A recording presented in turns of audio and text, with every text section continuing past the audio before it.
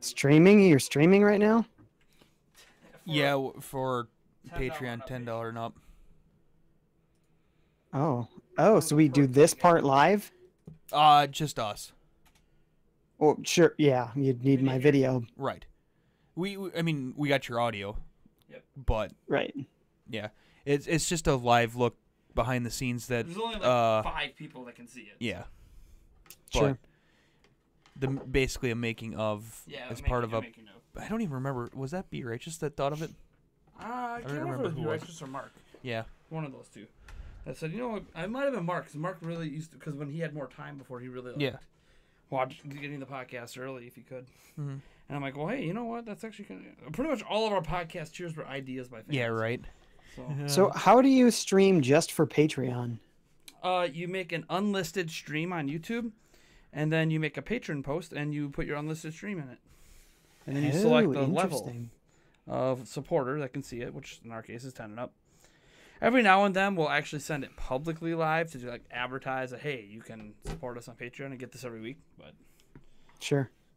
But obviously, we don't do that often because we want people to see the actual complete edited version that's good. Versus this one that has all this extra chatter right now. Like us. That, isn't part of anything. But all right, let's get the shindig going, shall we? Okay, I'll start my recording. All right. You good to go over there? Yep, I'm good. All right, so we'll do the countdown with the good old clap. Okay. So 3, 2, 1. 3, 2, 1. So it's funny how we both did the clap at the same time, even though my 3, 2, 1 was faster than the rhythm. Anyways, you know what's up. You're like a veteran at this point. All right. Let me just bring up OBS, make sure that's working smooth. So that's what we look like. All right, cool. We're looking all right. All right, here we go. What? You gotta out tall me there? Yeah. Now I feel like I gotta raise my chair. Or do I gotta lower my chair? You could have lowered your chair. I didn't realize Either that. way. Okay, sure. Either way, fine. That's all right. You gotta show off you're taller. Hey everyone, welcome to the Nintendo Prime Podcast, episode 65. It's awesome that we're back for Road to E3. Unfortunately, Darren is not back with us. We know he wasn't here last week due to some scheduling differences. We had to move things around, and I think he just honestly forgot. And he said, I'm sorry, he was going to bring on a guest this week. Well, then the guest he was going to bring on backed out. And then Darren, unfortunately, got hurt at work. So he's just in too much pain to sit down through something like this. For now, hopefully he's back next week. Wish you well, Darren, whenever you do hear this podcast. But we did grab somebody else you guys might be familiar with here at Nintendo Prime, especially if you watch us on live streams on the weekend, because he's the only thing that's pretty much guaranteed to happen on the weekends.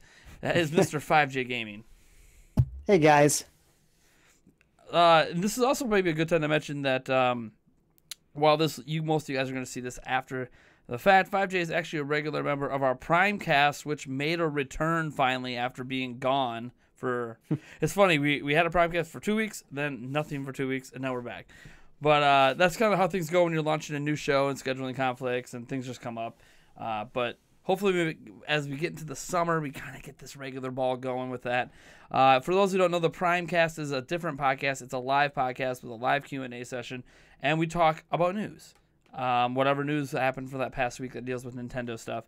5J's usually on it. He's been on every episode so far. AJ from Fanatics 4 has been on every episode so far. Game Over Jesse was on the first episode, although was he really on the first episode? Yeah, debatable. But anyways, this is our Road to E3 Week 3. This is a special one to me because this is the halfway point since we started. We started Road to E3 2 episodes back, and this is Week 3. It only goes for Week 6. And literally when the Road to E3 Week 6 hits, it's the day before Nintendo's press conference. So, wow, like, we're halfway there. It's stunning to me. I mean, even when I think about, like that Road to E3 Week 6 landing the day before, for us, we'll have recorded it like 4 days earlier and been on a flight 2 days after recording. Yeah. So it's just crazy to me how fast it's going to go from we recorded Now we're gone, and we're putting up an episode while we're ready. It's just going to be crazy. This week's theme is, because we've actually been theming these ones. So week 1 was all about our dream lineup, our wishes and desires versus what we think is going to happen at Nintendo's little press conference, or I think they're calling it now the Nintendo Direct 2018 at E3 or something like that. Somewhere along the lines of that. But we talked about that in week 1. Week 2 was just Eric and I reminiscing on the only other time we went to E3 representing Zelda Informer, and then looking forward to this E3 and what we learned and what we're going to try to do different. And if you were ever interested in the kind of content we're going to provide, that's the episode you want to watch. That's Road to E3 Week 2. This Week 3 is essentially Rumor Week. Mm-hmm. We are going to discuss as many rumors as we can remember. Stirring the pot of rumors. Stirring the pot of rumors. Oh, yeah. There's a few specific rumors we're for sure going to touch on, and then the final topic I know is anything that we seem to remember or recall about any other rumors that might have been swirling around somewhere out there on the internet, because there's, as anyone at this point should know, especially if you're watching a gaming podcast, a Nintendo one especially, as you get to E3, rumors start flying all over, and by the time this rumor cast comes out, there's probably going to be 10 more rumors that we haven't even heard of. So it's impossible. Like, the only way you could technically argue that you would have every rumor heading into E3 is if it would have been a live podcast the day of E3. So let's caveat this by saying that this this podcast is being recorded on May 17th at about 10:20 Central. So. Yeah. So anything that happens after this, so if we discuss there's no rumors, way we knew about it. Like if we discuss rumors that are proven false, I'm sorry. Yeah, right. It wasn't at the time of recording. So interestingly enough, my printer isn't working, so we don't have the topics in front of me. I know which rumors we're covering, but 5J actually has the details because the details were in the topic list. So what I will do is I'm going to introduce the topic, and then I will let 5J list off the things that are supposedly part of this rumor. So, like, the very first topic we have for you guys, believe it or not, I don't think this comes as any surprise. Everyone's been talking about it, the Pokemon rumors. So what are these Pokemon rumors, 5J? So we've got a few different things here. The titles, we've heard a couple of different ones. The one that's getting the most traction right now is Let's Go Pikachu and Let's Go Eevee. So it's sort of a yellow remake is the feel they're going for there, when your starters were your rival had Eevee and you had Pikachu. They're saying red and blue would be in the game, but you're a totally new trainer. Your Pokemon follows behind you like Pikachu did, but it sounds like it's not going to be just limited to Pikachu, at least as far as this rumor goes. They're saying that it connects with Pokemon Go and has some inspiration coming from the difference of what the Pokemon Go game is versus the core RPG, but it is still a core RPG entry. So those are kind of the big details that are floating out there right now. And to even, like, the one reason I wanted to lead with this one is because it appears that Nintendo has gone ahead and bought the domain names for Pokemon Let's Go Pikachu and Pokemon Let's Go Eevee. So out of all of the rumors out there, this is the one that has the most backing of being legit at the time of us recording. Or they're just doing it just to screw with us. I mean, they buy all sorts of domains, so you never really know which one's going to be a real and thing the interesting thing is the day the names leaked is the same day they bought the domain. Yeah. So you could argue they bought the domain then. They didn't buy the domain at that point because they didn't know that's a one way to, like, because people are always scouring for domains being purchased. So, like, they would have been like, oh, look at this. They just bought this new Pokemon domain. That's obviously the name of the games. But then they're like, maybe they figured once the name was out there, they need to buy it before a fan does. Yeah. Or, as said, fans bought it. Well, let's buy those, make them think it's legit, and then drop the hammer and it's totally fake. Yeah, but Nintendo's never done that. They've first never. Time for everything. There's a first time for everything, but I don't know that they do this at a time when Tatsumi Kimishima's on the way out and Furukawa's on the way in. I don't know if they want to start it off by we're going to troll fans on the way in. Why not? I just don't think that's going to happen. It's his sense of humor. Yeah. And plus, this is beyond the fact that Nintendo registered the domains. There are more sources for this rumor than any other rumor on this list, and we're talking like Kotaku, IGN, GameSpot, Eurogamer, and all of them using their own sources. So even though you might have heard some stuff from Emily Rogers or specific people on Twitter or whatever, that's not who these places are sourcing. They have their own contacts that they have talked to about these rumors and are confirming them. So at this point, it's all about do you want to believe them or not? Essentially, Right. because there's so much backing behind it that at least the name of the games, the rest of the details, whatever, but the name of the game seem to at least be. It's Pokemon. Wait. Yeah, it's a Pokemon game. I can guarantee you it's got Pokemon in the name somewhere. Eric and I actually talked about this a little bit, actually a lot of it, on a live stream last night. So what I want to kind of throw this at 5J over there. What are you thinking about these rumors here?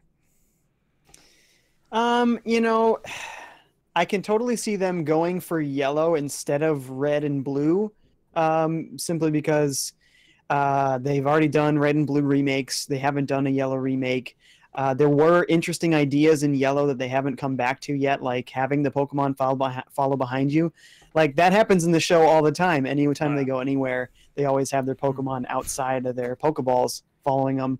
I think that is a fun thing that they could definitely add back in. So, I mean, some of this stuff sounds definitely plausible.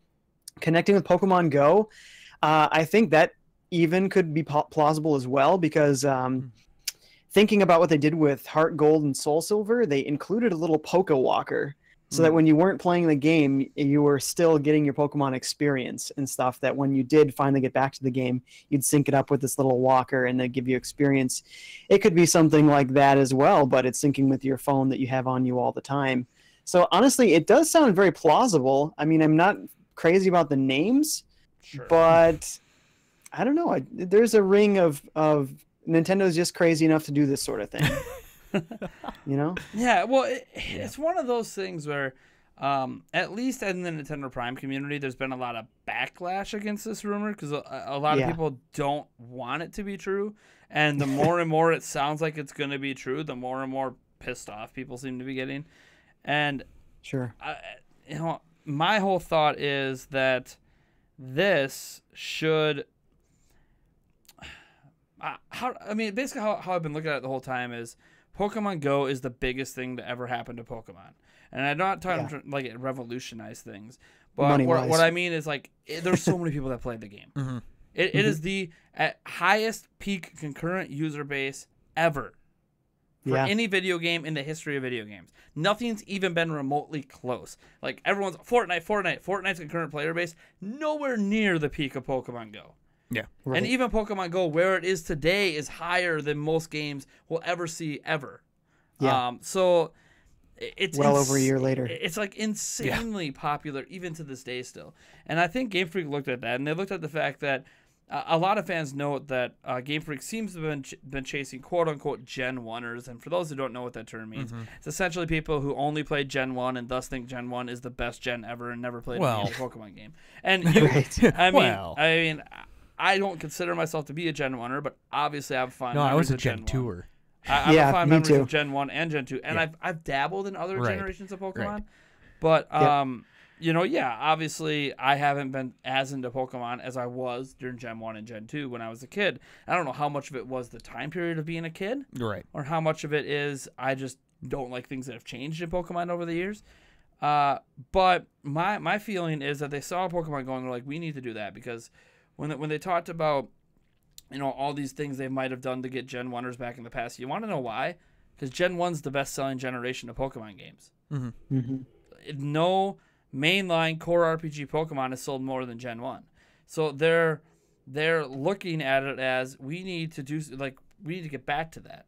Because right now what's kind of happened, and this is just me looking at sales figures. I don't know what Game Freak and the Pokemon Company are actually thinking. But when I look at the sales figures, it's kind of consistent game to game. I mean, some game might have 3 million more than another, but when you're talking about Pokemon, that's not a huge swing. Whether you sell 12 million or 15 million, it's still right in that same ballpark of numbers. Where for other games, you're like 3 million news, that's a big deal. Like Pokemon is consistently over 10. Mm-hmm. So, it's one of those things where they're not growing the fan base. They're just maintaining it. And I don't think they like that. And I don't think they realized how big a fan base could be for the game until Pokemon Go landed. Mm-hmm. And there's a lot of things that made Pokemon Go work. And there's plenty of people that play Pokemon Go that have never played Pokemon before. But I think that's the point. Mm-hmm. How can they get people who have never played Pokemon before to come play Pokemon? And I'm not saying that kids don't try out Pokemon or whatever, but like when I went to elementary school, there were some kids that knew about Pokemon, but most kids weren't playing Pokemon. Yeah. That's just not what they're growing up with these days. They're growing up with the Minecrafts are still a big deal. The PUBGs, the Call of Duties, the Fortnites. But even if you get away from the violent games, because you have parents that I think are actually being responsible and not letting their kids play those games. You mean at an elementary the way they school? should be? In elementary school, come on, parents, let's get on top of it. Like, if I hear one more kid talk about how they played Five Nights at Freddy's, I don't care how much that is targeted to kids a little bit. That game is inappropriate for elementary kids. I don't know why they're even allowed to play FNAF. But you know what? Parents think I can't tell you how to parent, but I'm just telling you that it's just too soon. I'm sure it's a lot of parents like, I didn't play when I was games. a kid, I wish I could have played these sorts of games, and so I'm just going to let anything go for my kids. It might not even be that, too. It might just be they buy the game and they just give it to the kid, and they don't even bother to check the content of it at all. They just buy it and give it to them. What's the excuse for Call of Duty? I don't know. Yeah. You'd actually aim right on it. You'd actually be surprised, though. Yeah. I have a friend who works at GameStop. You'd actually be surprised. Yeah, and I've seen parents, like, at game stores, the employee will let them know, hey, this is an M-rated game. It's meant for adults. And the parents will be like, all his friends play it, so. Yeah, there's that, too. Exactly. It's like, I can't stop them. And the thing is, I'm not saying that it means your kids are going to grow up and be messed up, of course. Right, I mean, I played violent video games, but I wasn't an elementary student. That explains a lot.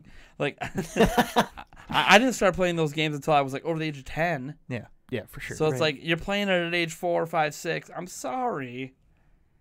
Yeah. You should be playing Barbie's Adventureland or something. Hey, I don't know.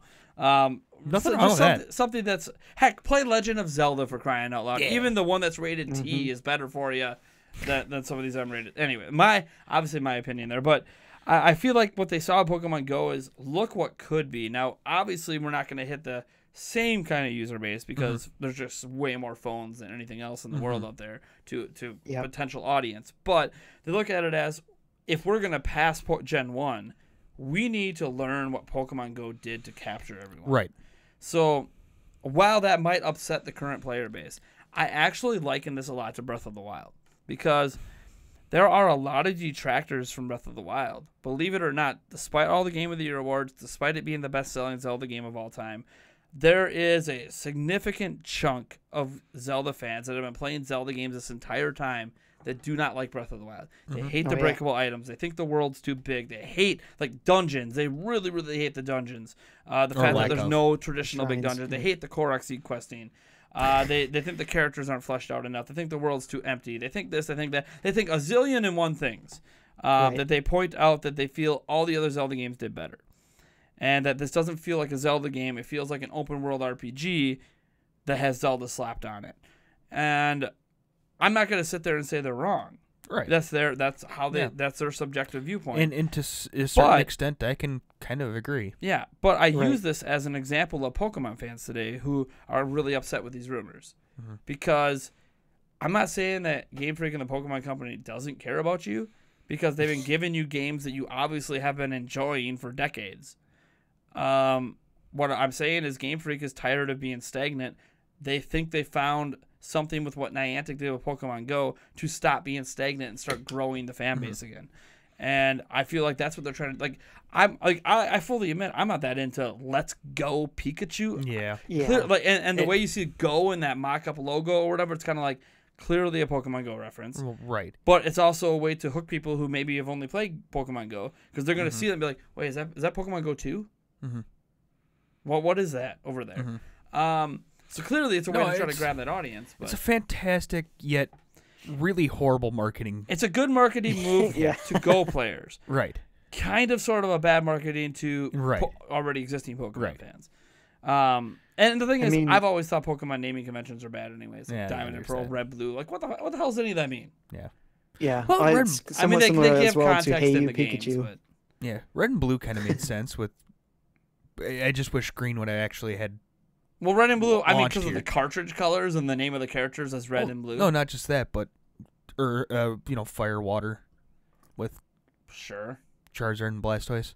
So it could have just been called Pokemon Fire, Pokemon Water. Yes, it made sense. But there was no Diamond-type Pokemon. Yes. Yeah, like it just. I've never liked the naming convention of Pokemon anyway. So when I look at it, like Let's Go Pikachu, I think my issue is just too many words. Yeah. Versus, like if it had just been called Pokemon Let's Go, I'm like, now that would have been ideal because I only want one version of the game instead of two. But that's an argument for a different time. I know it's traditionally been two. So yes, Right. But I feel like that this is the way I'm approaching it. As one, I don't think any of us should judge anything except whether or not you like the name until we see the game, because we haven't seen it. Reality is, assuming these are real, we haven't seen the game, and even if they're not real, we still haven't seen the game. Yeah. So we have nothing that, like, for all the haters, I just say let's calm our tits and wait till we actually know what this is. Calm down. Yeah. Right. Calm down. Because And there were other rumors out there like saying, "Oh, it's a red and blue remake, and yellow Sure. remake. Oh, it's Yeah. ultra violet." And there's it's, people that are upset that we might infrared." be going back to Kanto again, and I'm like, okay. I mean, there's people that are Sure. upset that we go back to Hyrule and Zelda all the time, but I mean, True. it's the OG land of Pokemon. Yeah. Of Yeah. course, the OG, the original Pokemon land, is obviously going to appear more in the Pokemon franchise than any other land because it is the OG. Right. Just like the most Hyrule, canon of canon. like Hyrule is the OG land in Zelda, but it's not the only land to ever appear in a Zelda game. But we're going to go to Hyrule more than we go anywhere else. More than Koholint Island. Yeah. Oh boy. Termina is another example. Right. New Hyrule is technically not the original Hyrule. It's just a completely unoriginal name. It's like New York. Yeah, Yeah, exactly. hey, York and yeah, New York. actually it is. But yeah, that's kind of my takeaway is I think what they're trying to do is Breath of the Wild, the Pokemon franchise. And it's not just what they saw with Pokemon Go. It's what they saw with Breath of the Wild. Breath of the Wild upset all these Zelda fans in one corner. But then became the best-selling Zelda game of all time. Right. And is on pace to do something Eiji Aonuma has said he's been trying to do the entire time he's been running the Zelda franchise. He wants a Zelda game to cross 10 million units. Breath of the Wild, just on Switch, is on pace to cross 10 million. On Switch alone. Nice. Overall, it's already crossed 10 million if you count the Wii U version in. So, And of course they do. well, no, Wow. they don't really talk about the Wii U version. We haven't had a sales update since the 1.5 million. So we don't actually know if there's more than 1.5 out there. But all I know is it's the first Zelda game to ever sell over 10 million. From its launch platforms. It's going to be the first Zelda game to ever sell 10 million on a single platform. And Pokemon looks at that. They look at Pokemon Go and they say, why can't we be the first Pokemon games to sell 30 million? Yeah. that'd Why be can't we nuts. do this? What are we doing wrong? Why can't we cross that 20 million barrier again? What is blocking us? And Right. Mario's done it. and Mario's Mario's a really good comparison because Mario's always been a big seller, right? Like Pokemon, consistent big seller. The 3D games haven't always been the biggest, but the 2D games, those move 20, 30 million all the time. Yep. And now they just had it, and that's another thing. Look what they just did with Odyssey. It is on pace to become the fastest selling and best selling 3D Mario game ever. So there's this thing where whether or not you think Odyssey flipped the script, it still was something we haven't seen in a long time. Right. And then Right. you have Breath of the Wild that did flip the script on the Zelda series. You had Pokemon Go blow up, and the Game Freak sitting back looking like, so we've been like the biggest thing on Nintendo for a long time, and now these other things are starting to basically be just as big as we are. Approach us if not. Because Yep. we have not expanded our reach. And yet 2 Zelda, stars above. 30 years in, just had its best-selling game of all time. Yeah. Mario, 30 years in, now is its best-selling 3D Mario of all time. It's like, what are we doing wrong? Yeah. Maybe And- just jamming 100 new characters in every time isn't enough anymore. And that's and there's people that are not going to play future Zelda games because Eiji Aonuma said all future Zelda games are going to be inspired by Breath of the Wild and are going to be open world. And there's a lot of Zelda fans that I'm not going to play again. And you know what the Zelda game goes? We don't really care. We sold 10 million of this. We have way more customers interested in this than ever interested in Yeah. what we were doing before. Yeah. And I hate Yeah. saying that that's the way Game Freak's going to view it, but there is a chance that they're going to revolutionize, quote unquote, revolutionize the Pokemon series, do some radically different things, maybe outsell Generation 1 of Pokemon, and they might never turn back. Right. And if that happens, I'm sorry to the fans that end up not liking it, but we have to remember, first and foremost, these companies are for-profit businesses trying to grow. And if Yeah. they find a path for these franchises that makes the fan base get a healthy growth pattern, I can't blame them, even if it ends up not appealing to me. I can't blame them. They should absolutely be trying to do that. And it also means that they won't view the franchise as, oh, it's obviously not stagnant because now we have growth. Even if we lose fans here, we have gained way more over here.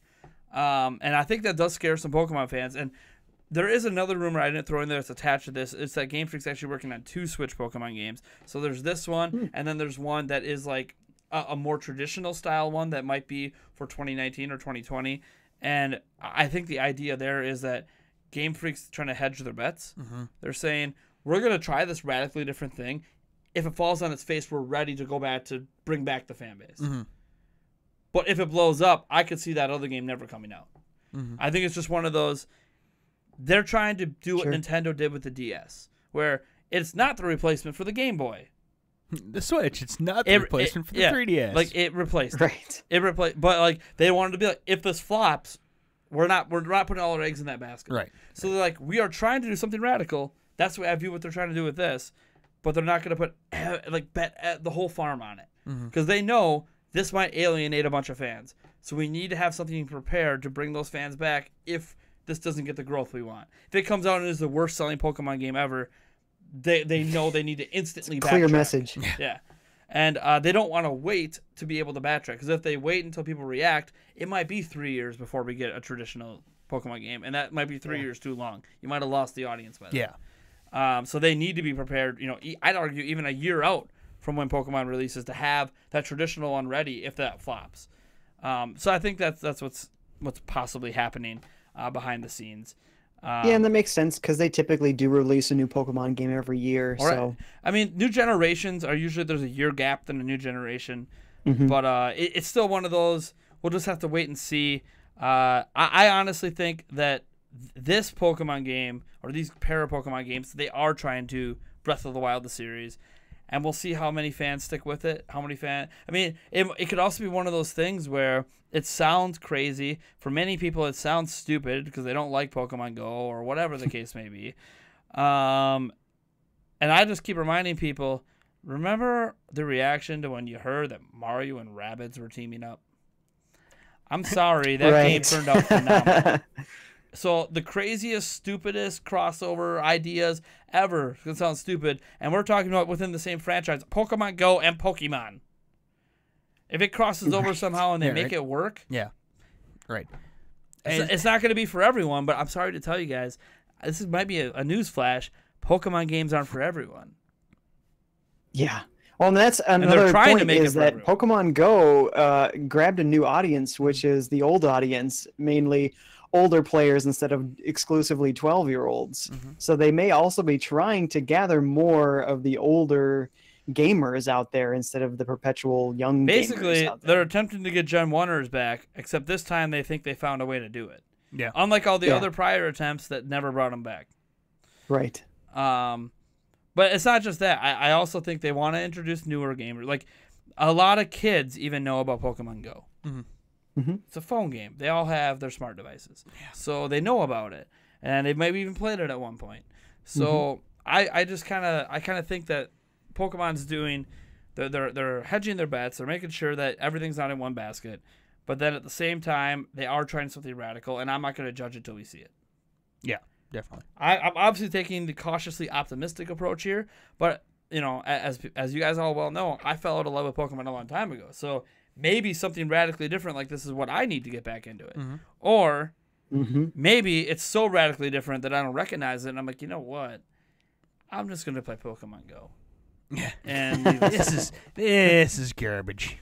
Like, this is just not good. Yeah. But that, I don't know. I mean, Right. Eric, you've been kind of quiet over there. What are your thoughts here? Oh, I know the first thing out of my mouth yesterday when that question came up is I am totally going to reserve my judgment until Yeah.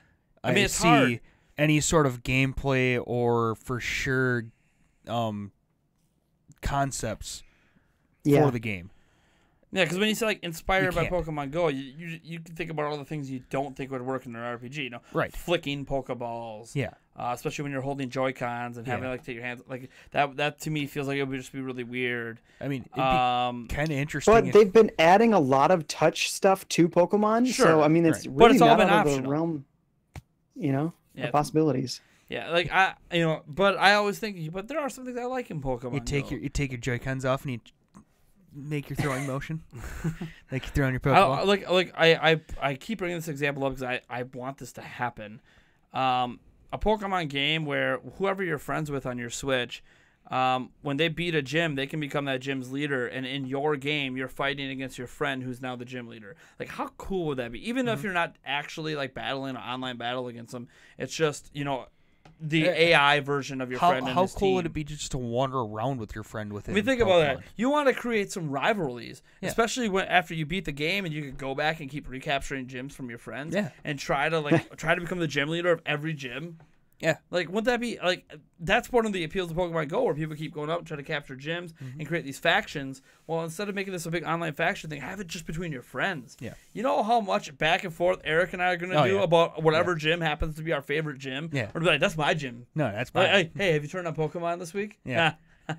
Yeah, good luck taking it back. Yeah, right. Yeah, Good and you could have like all of your friends be, instead of like the random encounters of like, oh, it's Trainer Joey inside the gym, it's all of your friends are all members of the gym, and then one of them is like the king, the leader of the gym. Yeah. Well, and like I said, it'd be kind of interesting to actually have, instead of you just walking around, if you're playing with your friend next to you, connected, you can both just walk around together. Yeah. I mean, why not? And there's also the one thing that other. Pokemon Go does that's very different from Pokemon traditionally.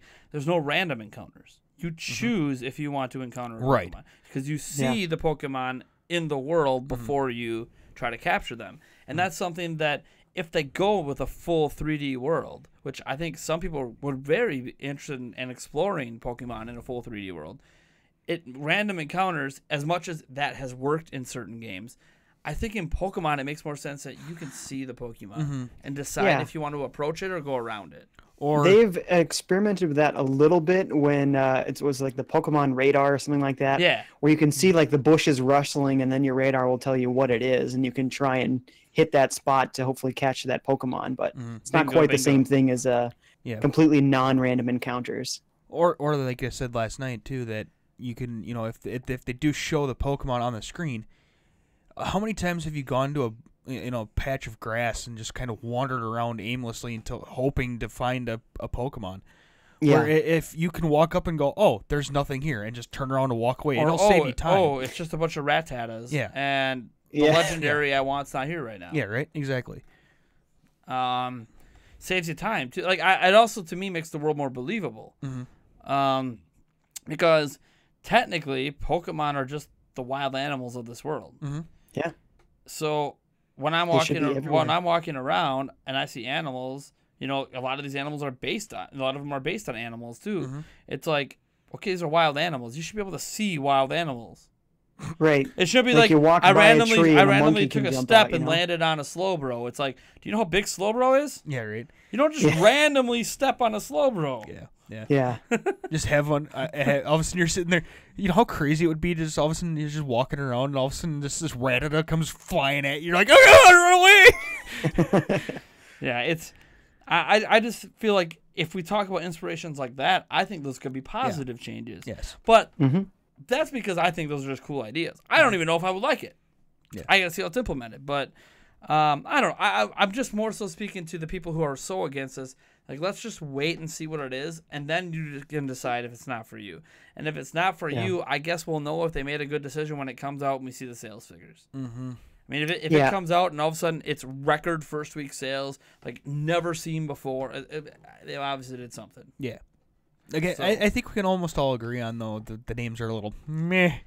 But, the names are definitely, we're trying to capture people who are familiar with Pokemon Go. Very clearly. But so I think that's about the only thing right now that we can actually, besides letting our judgment wait.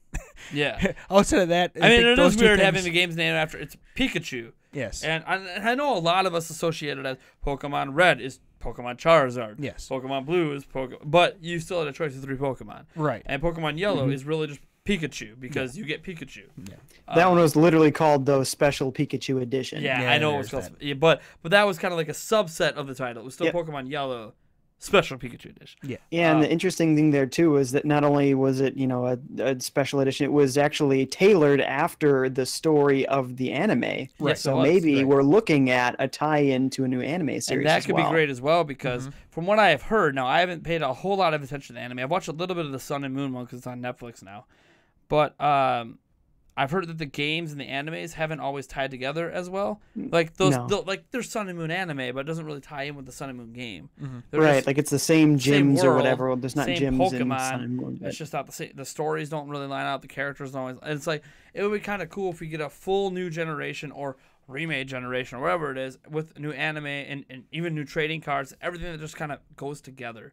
Because I talked about before when I was a kid, even though Red and Blue came first and then the anime hit, like really shortly after, and then Yellow happened, which was basically it was Red and Blue, but more akin to the anime version of it.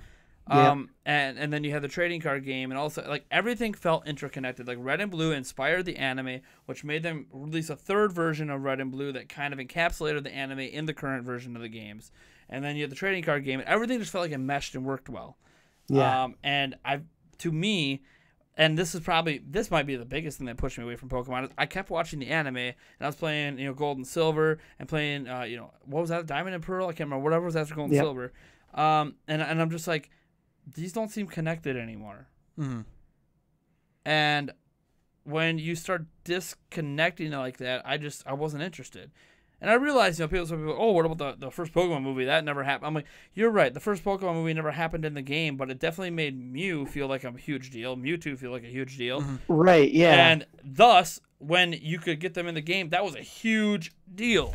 Right. So it You had a still, reason to freak still out. felt like it was connected, even though that storyline wasn't necessarily in the game. Right. But that feeling doesn't really, at least from what I can tell, doesn't really feel like it's there. You see people talking about the anime as its own thing. The games is their own thing. Yes, they're still loosely connected in that when new generations start, so do new generations of the anime. But they're not really interconnected. It's more of a, we're acquainted with each other. And I'd like to see that happen as well. I think that's another thing that could also make Pokemon become massive again, is connecting everything together. But we'll see. We don't know what they're going to do. I mean, the anime is a whole nother, we haven't heard anything on that. So It might be interesting to see a patch into the game every once in a while, just all of a sudden references the anime. Just completely self-aware. Oh, yeah. So I guess we'll go to our second rumor here. And it deals with a certain thing that supposedly Retro Studios is doing. Fill us in on those deets, Fat J. Okay, so possibly Retro Studios related is a Star Fox F-Zero racing game, possibly called Star Fox Grand Prix, a combination of sort of Diddy Kong racing style combat racing and the more serious high-speed F-Zero series. The rumor says that it features an adventure mode with boss fights, and like we said, made by Retro Studios. And there was also another rumor kind of attached to this that Retro was supposedly working on a second game and that it may have been canceled. And that may be part of the reason why we haven't heard from them in so long. Yeah. And I'll just add some additional details because there was an interview or a podcast or something that this is what sucks about Liam Robertson canceling today. He was on another podcast, and he is actually an insider. And he kind of talked about some more details he's heard. Now, he's not saying these details are true, but obviously the podcast had that topic in there about Star Fox Grand Prix. And he's like, well, hey, look, I've heard some things too. I'm just going to tell you what I've heard. I'm not saying I believe it, but these are what the people I know that have been correct in the past are telling me. And some of the additional details were like, it's more, it's based around the R-Wing more than like the Landmaster. And so, it's more of a flight-based racing.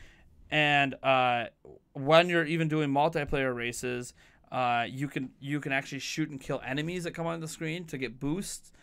You can shoot other players. There's apparently like this hub area before you get into that has like all the major Star Fox characters. It's kind of like a battleship kind of thing, and you can like chit chat and do all these crazy things. And there's like a story that builds off of all of that. And I think those were it for like the major details he had that we hadn't heard yet. And when I heard that, I'm like, okay, this reminded me of one thing. For anyone that thought this is really weird and maybe shouldn't exist, Retro Studios has never made a bad game. And when I heard this stuff coming from them, I'm like, okay. You know what? Whether or not this is true, if it is true, hell yes. Sounds like a hell of a This is a hell of a game, and I don't know why anyone's doubting Retro Studios' ability to pull this off. You might be upset we're not getting an F-Zero game, or a new Diddy Kong Racing, or a new Kirby Air Ride, or whatever you want, whatever racing game you want. Star Fox, wait. New Snowboard Kids. Right. I mean, No, come on. you might be upset that we're not getting new things in existing racing franchises, and you might be upset that maybe we're not getting a new traditional Star Fox game. But what has Retro Studios ever done to make you think this is going to be anything other than excellent? Right. And not to mention, they have a history of rebooting franchises. So I think it Refreshing makes them. perfect sense that they'd be moving on. They've made 3 Metroid games. They made 2 Donkey Kong Country games. Why not? It's time for them to make a Star Fox game. I mean, Make it good obviously, again. I want them to make an original IP, and it's possible that might have been the canceled game. Yeah, maybe. But reality is, they have, every time they're handed a Nintendo IP that's been struggling a bit, they nail it. Yep. So, yeah, they're taking Star Fox in a completely different direction. But what did we just talk about with Pokemon? This seems to be a theme with Switch. Yeah. Forget what we've done. We How can- can we make you popular, more popular than you've ever been today? That is Right. Switch in and upon itself. We've taken everything you've known about gaming and completely flipped it on its head. Yeah. I mean, AAA games on the go. Yeah. Didn't think that was possible. Guess what? It is. You know, this is exactly what you've thought of gaming, and then we've taken it farther. Yeah, and you look at Retro Studios' track record, right? For especially the first entry in these kind of things. Metroid was kind of sort of that series that would sell 2 million, couple million at most, wasn't really hitting big, didn't know what to really do with the 3D perspective, or they should just stay as a 2D side-scrolling thing. And Retro Studios comes in, releases Metroid Prime, best-selling Metroid of all time. Donkey Kong Country Returns comes in. I'm not sure if it's the best-selling, but it's among the best-selling in the Returns in the Country series at 6.5 million. After not even having that series around for over a decade. Yeah. So I don't know how well this game is going to sell, but I know it's going to be so damn good, so damn hyped. I wouldn't be surprised if it becomes the best-selling Star Fox game ever. And then you might be like, but it's not real Star Fox. I'm telling you, if they focus on the R-Wing combat and they do it the way they're sounding, it's going to feel like Star Fox. Just they're turning this on-rail flight shooting thing into a multiplayer on-rail flight shooting thing with a race aspect. I actually think it almost fits better than people realize. Yeah. And yeah, it's and not retro- to mention, Star Fox has basically been the same game since the original. I mean, yeah. So, They've done they there's really some- need to find a new way to put Star Fox out there, you know? Yeah, I mean, they did some interesting things. There was Star Fox Adventure.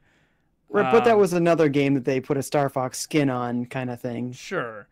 And then But, people didn't like it, so then they were like, oh, better not do that again. yeah, it's one of those things that whenever I see these negative reactions, either because they want a different type of Star Fox game or they want a different type of racing game, I'm just like, yeah, and you probably wanted a different type of Zelda game and a different type, well, maybe you didn't want a different type of Mario. I haven't heard too many complaints about Odyssey so much. More so Breath of the Wild.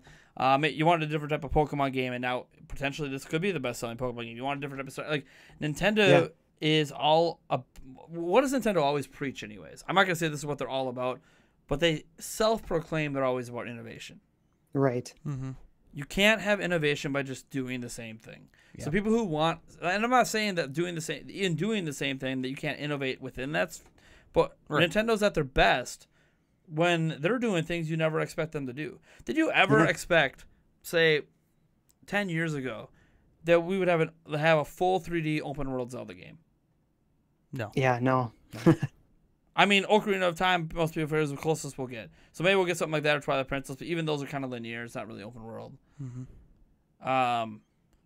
Like, it's just not, it you know, they haven't really done it since Zelda 1, so why would they go back to it? And they did. You know, I'm not going to say that no one ever thought that a Mario Odyssey could happen, because we've had awesome 3D Zelda, Mario games before, so that's why I think that's a little less surprising. But did anyone think when Pokemon Go came out that we might be getting Pokemon games that take inspiration from Pokemon Go? I mean, you just kind of got to look at this as, and the thing is, regardless of if the Star Fox stuff is true or not, whatever Retro Studios finally reveals someday, I don't know how anyone could doubt its excellence. I just Yeah. It could be a Powderpuff Girls game.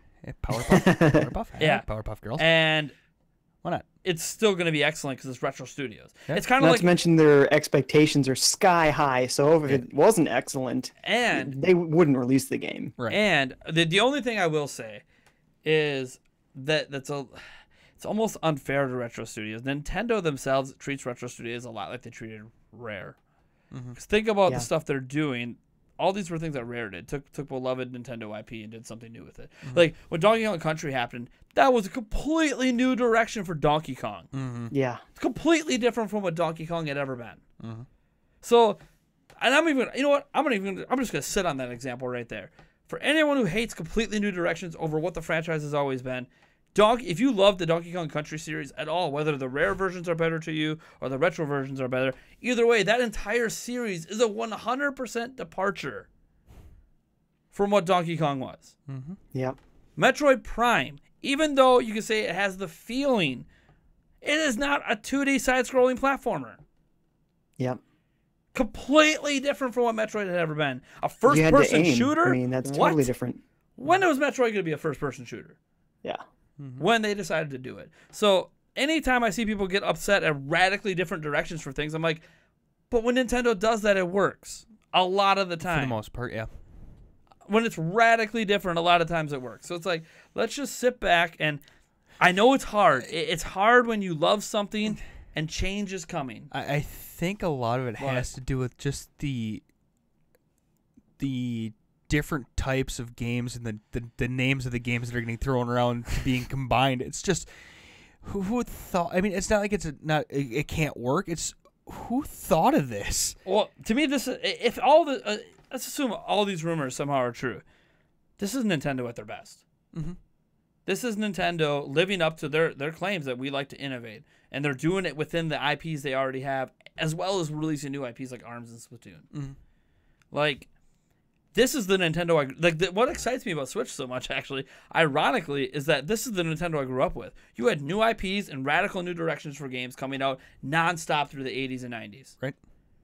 Then after we got past the initial 3D revolution, things kind of just stayed floating around there. You still had some new things, Wii Sports, you know, the Wii itself, the DS, but they did some new things, but it never felt as exciting as like, yeah, but we're looking at all of our major IPs and doing something new. Yeah. They always And actually, I feel like Star Fox and F-Zero actually make a lot of sense.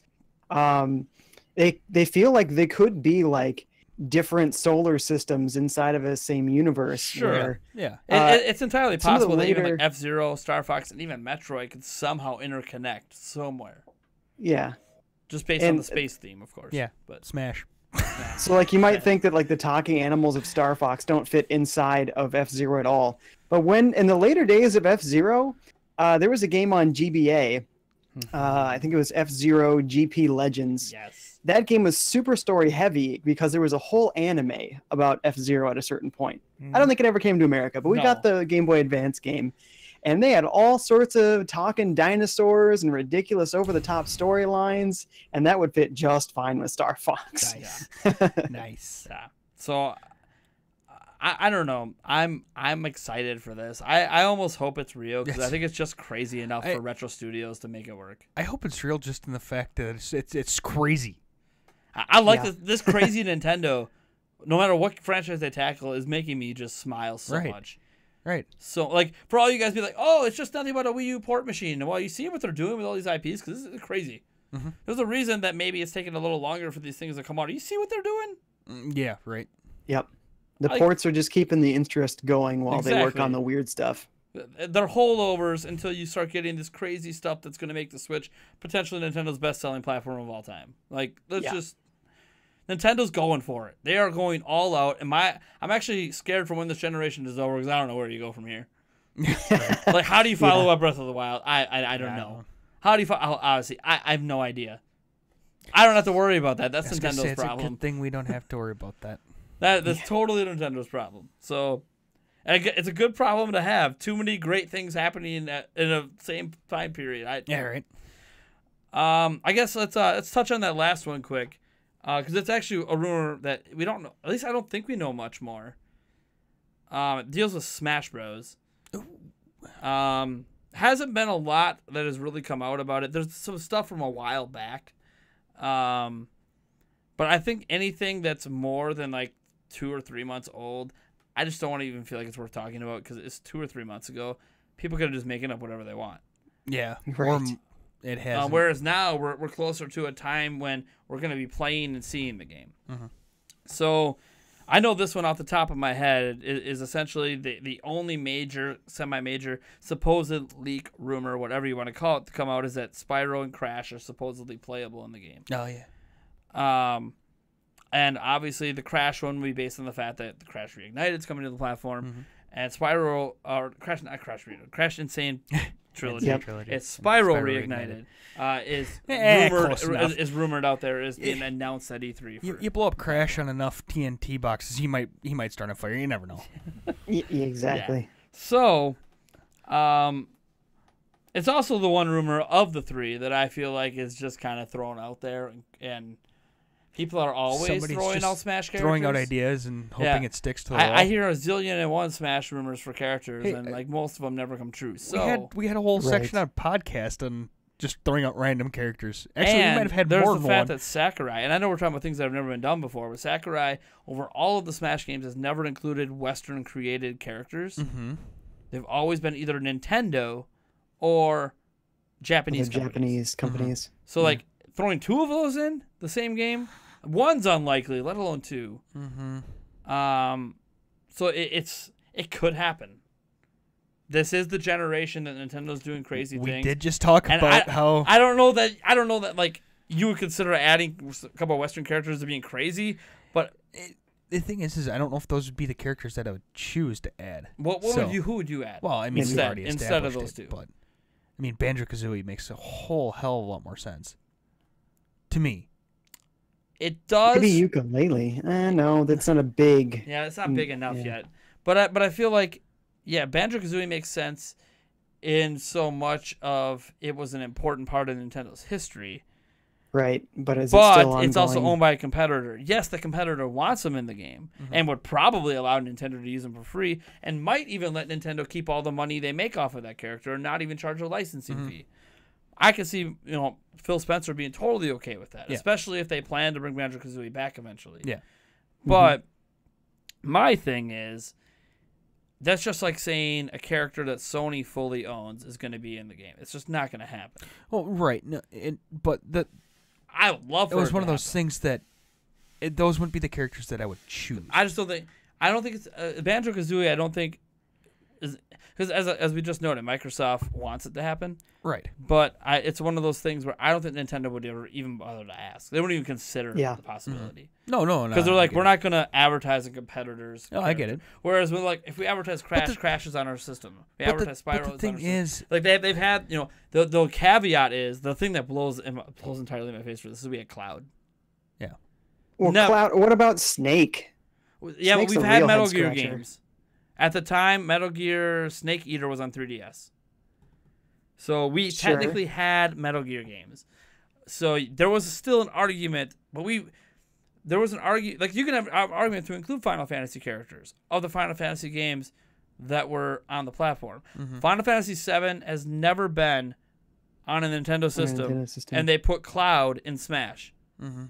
Now, the Right. thought process behind that all was that Final Fantasy VII Remastered might be coming to the Nintendo platform. Well, with all the delays and all the crap for that, no one really knows what's happening. Right. Yeah.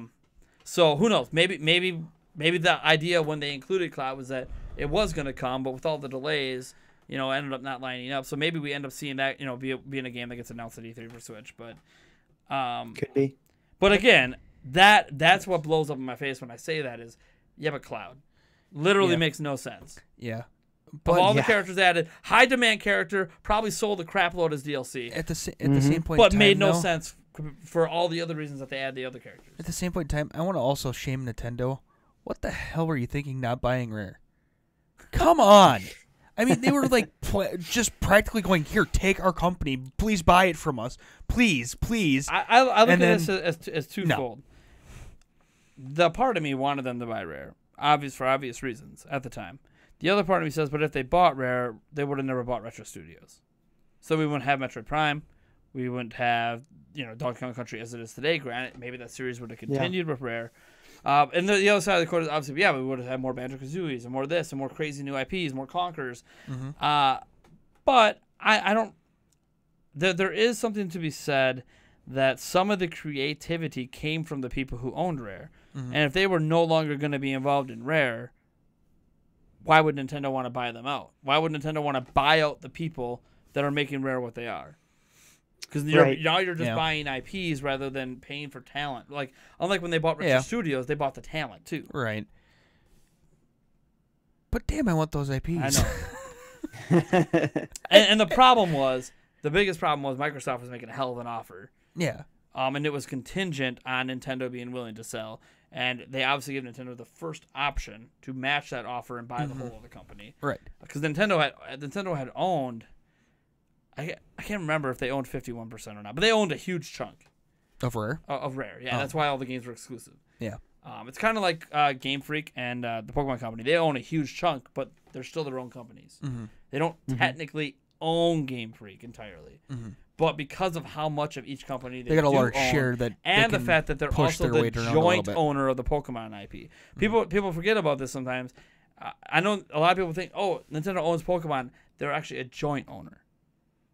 It's a conglomerate of companies that own the Pokemon IP. So anything that happens, like Pokemon Go, Nintendo gets a say. Nintendo gets a small cut of the licensing fee. Like Pokemon Go, a majority of that cut obviously goes to the developer, Niantic, and then the Pokemon Company. But Nintendo still makes some money off Pokemon Go.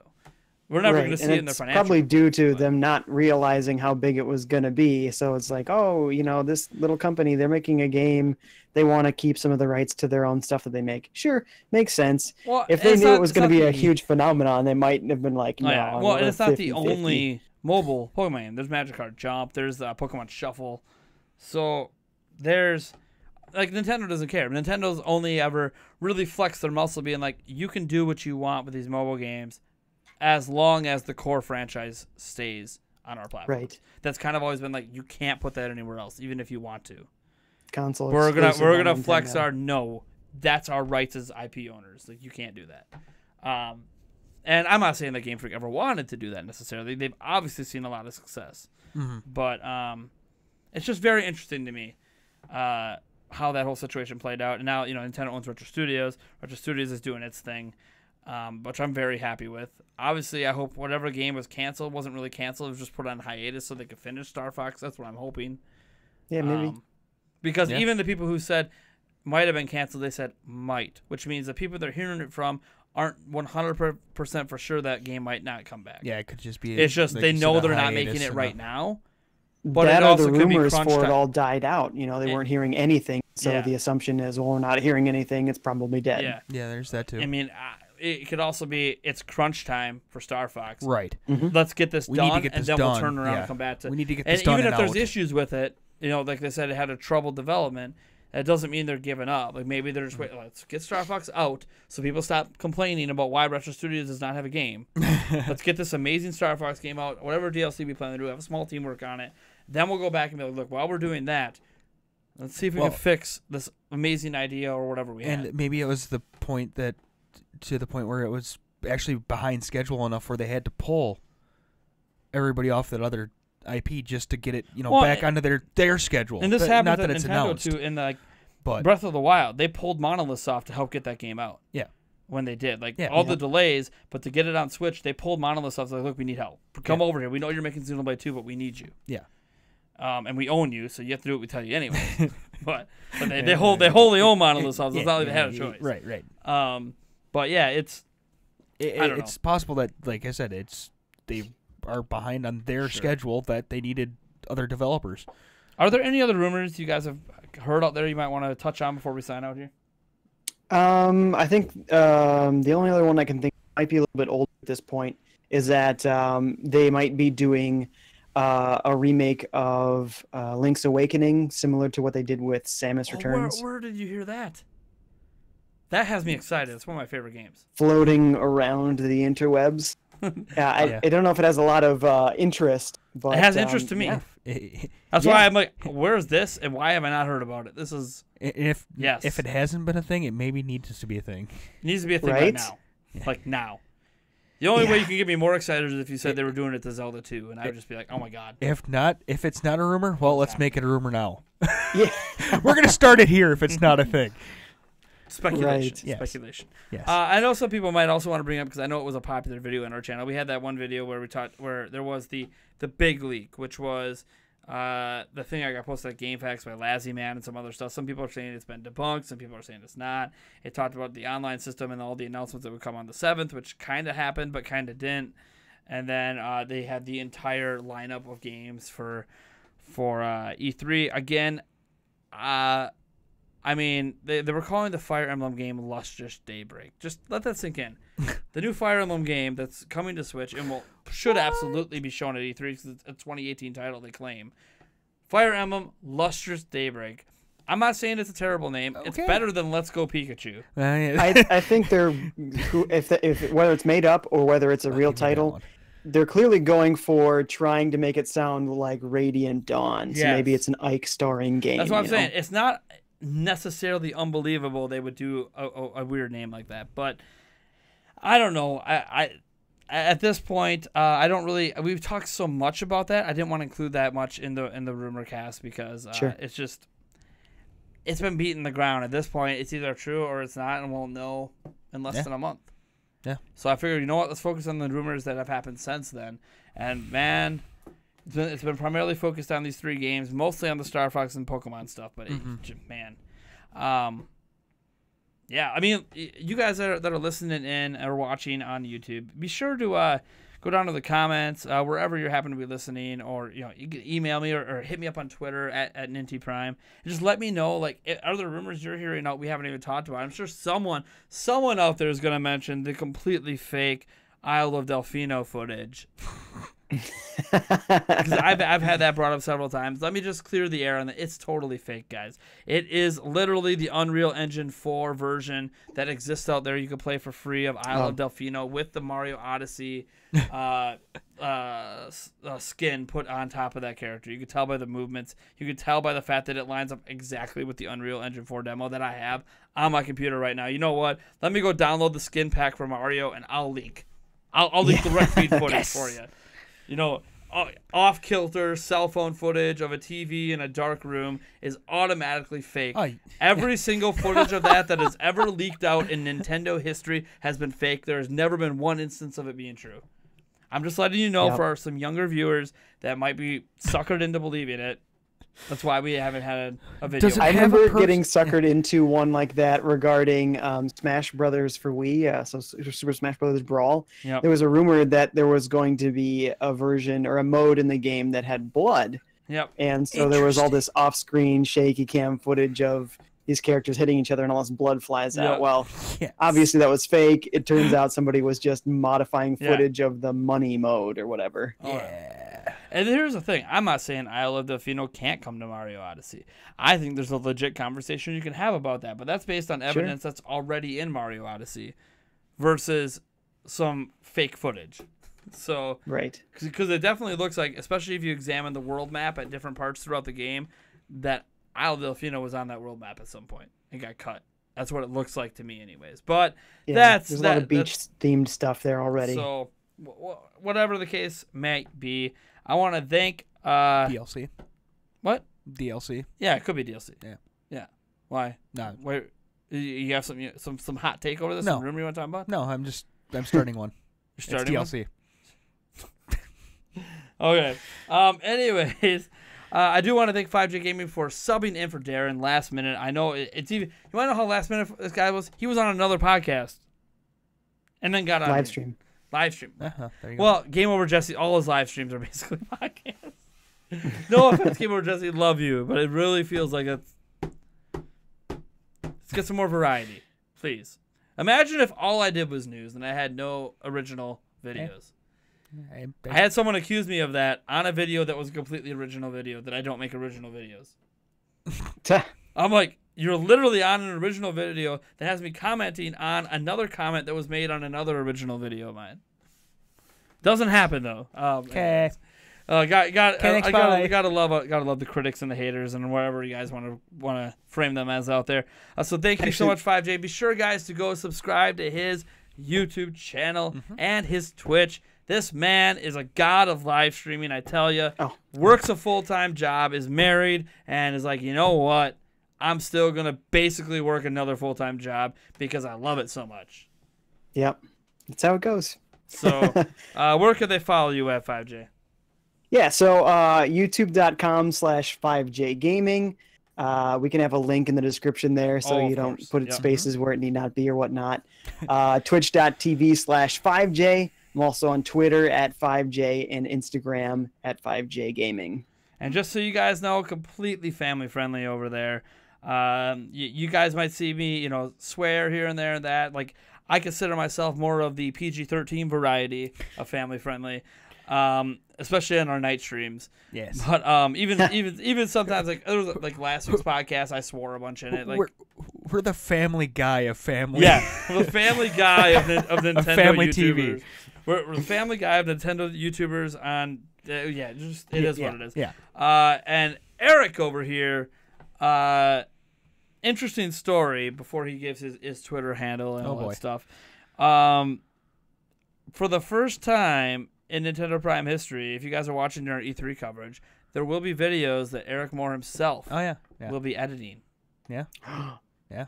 Wow. And we just did a test. We did a test today with his Mac Mini to see if he could handle some 1080p 60 and not waste hours at a time for it to render. Turns out it's pretty good. And actually, it might be better than my computer. It actually do things. It's not overall better. I can render 4K footage better than he can, but it's still. But I can export and import at the same time. That's just a quirk in Final Cut Pro. Possibly it's just like Adobe. Are you listening? Make this a thing. And possibly export 2 videos at once or render 2 videos at once. I haven't tried that yet. I wouldn't try that. Hey, why not? Because how long did it take for the one video? Over a half hour for a 13-minute video. Yeah, but that was a 4K video, dude. So yeah, it would have took me 10 minutes for a 13-minute video. Well, good for you. You gotta remember this is a 2014. I know. You gotta remember this is a 2014 Mac Mini, refurbished. Yes. But anyways, the point I was trying to say is, for those out there that are always like, when they say, "Why do you say we sometimes?" Because while Nintendo Prime is like 90, probably 99% me, there's other people involved. 5J's one of them. Live streams. He's on the Primecast. Sometimes on the podcast. We have an editor of the podcast. I don't mention him a lot outside of the podcast. And Martin. Like, he's part of the Nintendo. He's literally a staff member, an unpaid volunteer staff member that would probably refuse money even if I offered it to him because he doesn't want my money. He's doing this to help me out because he loves what I do and he knows I have a family and he's trying to. Basically, before he started editing the podcast, I could not make daily videos because I would spend 4 days editing of the podcast. So I gotta thank Martin for all of that. And then you have Eric over here. Not only is he's been with Nintendo Prime practically from day one. He's been the co-host. I think you've only ever missed one podcast episode ever. So he's been here for. And I felt like Mac Truck hit me. That's why. Yeah, and even the next day you felt like shit for not being on the podcast. Yeah. Like you felt guilty. This man's an unpaid guy. He's just friends with me, and he's like, you know what? I felt bad that I missed an episode. This is our How many episodes have Darren missed? We have 65 episodes. He's been here for 64. I'm so far the only person to make all 65. That might not always be the case, but you know what's so great about that? With Eric pretty much knows exactly how to run the audio equipment at this point. He's done enough of it that I think he could figure it out. He's going to know how to edit videos. You know what this means, folks? We are one step closer to that Eric-only show. Oh, God, no. That he writes, produces, and edits himself. Oh, boy. Let's do it. I don't know what it would be. Maybe, you know what? You know what'll happen? If Madden comes to Switch, he's going to have a Madden series. It's sports talk with Eric. It's in the game. It's in the game. And I must talk like this all the time. Anyway, I just wanted to bring that up because I do have this tendency to use the Wii moniker when I'm posting under Nintendo Prime thing because Nintendo Prime itself is a brand. I know I am basically the brand. Like if I wasn't here, most of you guys wouldn't be here. But I just wanted to make sure that, you know what, guys, I have other people that do things for this channel that deserve credit. So I want to make sure they get the credit they deserve. I'm like whenever people are come to me asking for, like, how could I edit things faster? Or do you know anyone? I'm like, dude, I got this guy Martin over here. You know, he might be looking for some paid work. You know, if you're, like even like 5J, he now does things like Game Over Jesse and stuff like that. Like networking and creating this circle is good for these people. You know, Eric, he's going to be with the E3. He's got his own business cards. Like literally, I mean, come on, you want to talk about like, oh, I'm all by myself. Then why does Eric have his own business cards and completely representing the company I created? Oh, because we are a family here at Nintendo Prime. It's not just me. I'm just the centerpiece. But you know what? You can have the centerpiece, but without the main courses, without the side dishes, the centerpiece is just a pretty thing to look at. And have you seen my my triple chin that people make fun of sometimes? I've never actually seen the triple chin. I have a double chin. I know that. Unless I do this thing. Now I look like I'm back in high school. Anyways, stretching my skin back. Yeah, I can't see it. Yeah, but you see it in the final version. But yeah, I just want to make sure everybody who has ever helped me along the way, from the people who helped created the Nintendo Prime logo to the person who, out of the kindness of his heart, HDified that logo and created the official Nintendo Prime text, to people who have helped with the layout, including Eric. It's another thing he's helped done with the layout at NintendoPrime.net. To any volunteer writers who have ever helped me out at that website, to the volunteer moderators we have for our live streams and our Discord, to literally people who appear on camera on the channel like Eric, eventually probably Darren as well, and 5J, and AJ over from Fanatics 4, and Bob from Wolf Den, who's been on an episode before, HMK. Like, I'm so thankful for all of that because everyone makes this thing work. I could not do this 100% alone. It just would not be possible without this support. So thank you so much. You guys are amazing. Now, yes. Be sure to follow Eric on Twitter. I don't tweet much. But when you do, it's magical. Yeah. Because you know how people got a hold of the Road to E3 Week 2. Yeah. You posted it on the website. You tweeted it out. I retweeted that. Yeah. So that's how people on Twitter were watching the podcast. Yeah. Just saying. And I will say this. I am going to be encouraging during E3 for Eric to tweet more. Yeah. Since the thing is we've talked about this before. Eric and I are going to be splitting off a lot of times at E3. So we'll have different, photos, different this, different that, different footage, and different experiences possibly. So I want to make sure that you guys paid for both of us to go. So I want to make sure we give you the best coverage possible. So I'm really going to encourage Eric. Like, I don't care how big your Twitter following is, because I'll retweet it. I'll get it out to the full Nintendo Prime. But like, be active and share this experience as much. We're gonna do everything we can. Like, people have been asking for more vlogs. Wait till E3. Like, not? I'm just telling you, like, we're gonna try our best to bring E3 to you, in every way we possibly can outside of being live, because it's like impossible for us to be live at E3. Like, it just can't happen. We're live at E3, but we're not live bringing at E3. Them live at E3. We did that. Remember the Zelda Forum one? I was like, live from E3. And even in that podcast, I'm like, but we're not live, but we're at E3. But actually, we're at a hotel room after E3. Yeah. Yeah. So I'm not going to use that moniker this time that we're live at E3, but I'm going to say I was going to say from the floor of E3. Us ourselves are live at E3, but our shows might not be. We're alive at E3. Alive. Yeah, alive. It's different. Alive at E3. That's the thing. Surviving E3 is an accomplishment. Yes.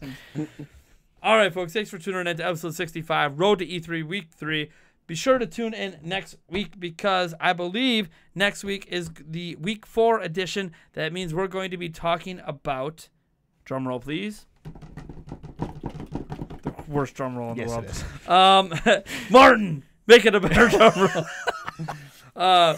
Be sure to tune in next week, because the next week's podcast is going to be about our predictions and expectations for games from third-party companies coming to the Switch that might be announced at like Ubisoft press conference, EA's press conference, Bethesda, etc., 2K, all that stuff. We're going to deep dive into that. Week 5 is going to be all about the other things going on that aren't Nintendo at E3, because believe it or not, as much as we only care about Nintendo, there's more going on and we care about more than just Nintendo. So we're going to be talking about Sony and the Microsofts and all of the games that probably are not coming to Switch and all of our expectations for that stuff, what we're excited about, what we're looking forward to. Obviously, this is probably where Madden's going to come up a lot. Madden. Task Force Baseball. Task Force Baseball. Got it in. Yep. Obligatory mention. Yep. And then the Week 6 is probably what you guys have been waiting for over a year for. The E3 betting special. You mean the one, the Eric losing special? Because And remember, I'm undefeated in betting specials. Yeah. I'm not undefeated in every bet, but every betting special. I did lose a one-on-one gaming bet against Eric. Yes. And ultimately, I'm so far the only one to throw up for my bet. Yes. So Eric's got me on that. I do have an iron stomach, to be fair. I know, which means I need to find what's going to crack it. I thought the pickle juice and mayo would have got I there. did too. But Maybe if it was an actual ghost pepper like it was supposed to be. no, I still don't think that would have mattered. I don't know. I don't It think might that have. It would might matter. not have jammed well with that pickle juice. I really don't think it would have mattered. I don't know. Maybe I got to contact Sean Evans from Hot Ones to get a straight up Pepper X, like the hottest pepper that's ever existed in the world, literally created by man as a breed. You're going, I'm going, I don't care how iron your stomach is. Yeah. No one has survived a straight up eating a pepper X. Of course, there's not many videos of it because they don't sell it. Yeah. You can only get it in their hot sauce, which obviously has other things mixed in. But anyways, folks, thanks for tuning in. We will catch you next week on Road to E3, Week 4. Week 4. Week 4? Week 4. Yeah, week 4. It's just funny. Road Week to 4. E3. Week 4. 4. Right. 3, 4? Yeah. One. Why not? Bye-bye. Worst ending ever. Right? All right, awesome. Thanks 5J for stepping in, man. Yeah, no problem. I know it ran probably a little longer than you wanted. No, I was available to midnight, so this is fine. Oh, okay. Yeah, that's right. I forget. So we're in the same time zone. So Yeah, we're not far. I always forget that we're in the same time zone. Are we stopped? I thought I hit stop. Oh, I need to stop mine. Stop and recording. restart it. Oops.